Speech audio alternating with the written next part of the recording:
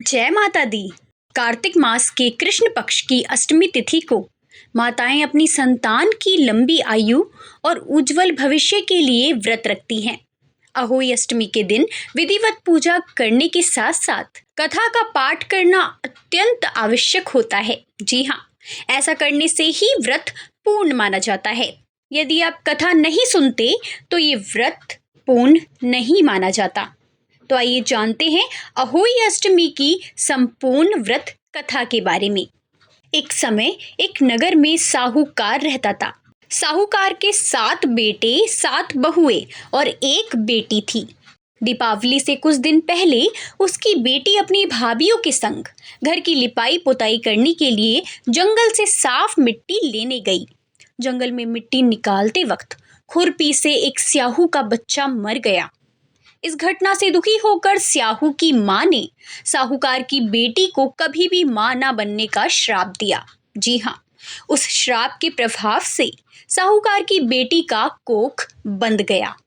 इस श्राप से साहूकार की बेटी दुखी हो गई और उसने अपनी भाभीियों से कहा कि उनमें से कोई भी एक भाभी अपनी कोख बांध ले।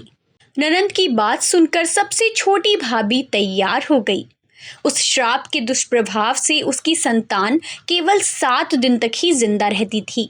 जब भी वह कोई बच्चे को जन्म देती थी तो वह 7 दिन में ही मृत्यु को प्राप्त हो जाता था।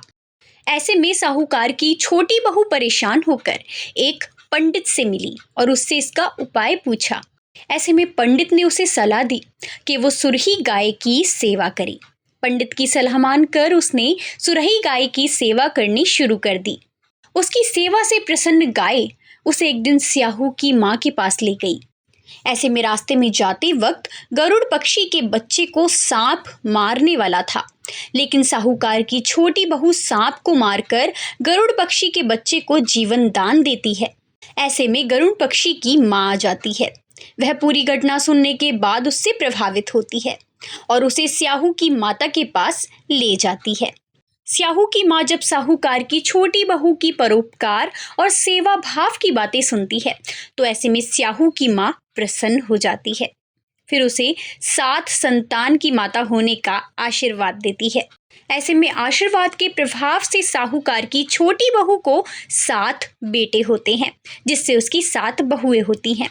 उसका परिवार बड़ा और भरा पूरा हो जाता है और वो सुखी जीवन व्यतीत करती है। तो अहोई अष्टमी के त्योहार के दिन आपको एक कथा अवश्य ही सुननी है और ये कथा बहुत ही सुंदर और बहुत ही प्रभावी है। ये हमें सिखाती है कि हमें अपने मन में त्याग और सेवा भाव रखना चाहिए।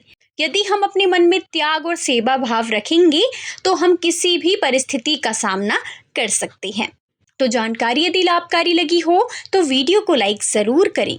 कमेंट में जय श्री राम लिखकर चैनल को सब्सक्राइब करना ना भूलें, ताकि आपको राशिफल, उपाय और सनातन धर्म से जुड़ी जानकारी समय समय पर देखने को मिलती रहे। धन्यवाद।